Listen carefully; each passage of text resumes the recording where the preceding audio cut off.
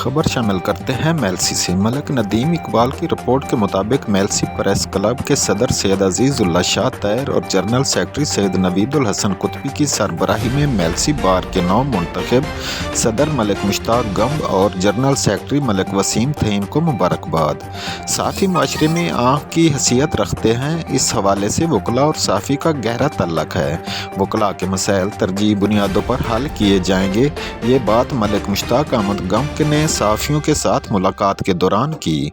सैयद अजीज़ुल्लाह शाह तैर और सैयद नवीदुल हसन कुतबी ने साफ़ियों के हमरा मुबारकबाद दी और फूलों का गुलदस्ता पेश किया। वसीम शब्बीर, सादिक मिर्ज़ा, राशिद मंजूर, मियाँ सुहेब तहर, काजी मोहम्मद रमज़ान, कारी खादिम हुसैन मुजम्मिल नक्शबंदी और मलिक गुलाम शहजाद खोखर मोहम्मद सुलेमान भी मौजूद थे। इस मौके पर सदर बार मलिक मुश्ताक अहमद गंब ने कहा, मज़ीद देखते हैं इस रिपोर्ट में।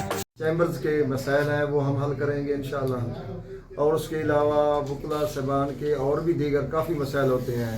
आए दिन जय सबान से कोई तो तकरार हो जाता है या आपस में हो जाता है, वो सारी जिम्मेदारी से हम आसान तरीके से निभाते हैं।